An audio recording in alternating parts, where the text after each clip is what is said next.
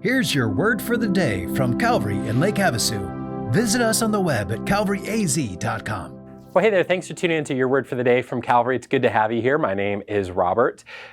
Growing up, did you have an understanding of what irritated your parents? Maybe it was leaving the light on, leaving the back door open as if you were raised in a barn. Maybe it was not putting your dishes in the right place or leaving trash on the floor or not doing your chores. I guarantee that if you pause and think back, you knew a few of the high points. If I do these things, my parents are going to get really aggravated. And there's some logical elements to that, and there's some humanness to that we all have our points of frustration.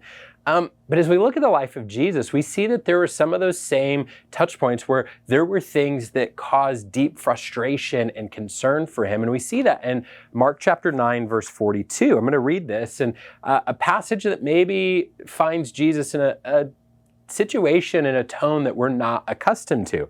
In Mark 9:42, he says, "Whoever causes one of these little ones who believe in me to sin, it would be better for him to have a great millstone hung around his neck and he were thrown into the sea." Again, that's not the prototypical Jesus quote that we would anticipate. So why does he take this tone? Well, because it shows the great concern and love that he has for those who follow him. He's saying, if you as a person are drawing my followers away from me, it is not going to go well for you. And I think as we look at this, if you're watching this video today, I doubt that you're in a place that you're actively trying to pull people away from following Jesus. And maybe if you're on YouTube, you're trying to build up ammunition for your channel and you're going to do a reaction video. Probably not, but that's a very slim possibility. So what do we do with this passage?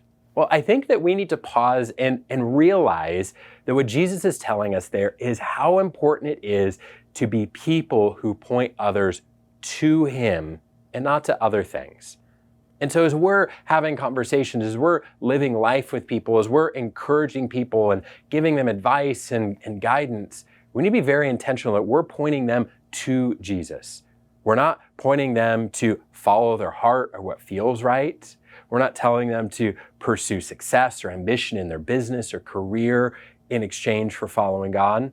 We're not telling them to pursue what is fun and pleasurable. We're encouraging them to pursue Jesus above all else. Because if we're not, well, it's pretty clear how Jesus feels about those things. So let me encourage you just to process your life with the way you're living yourself. Are you prioritizing Jesus above all?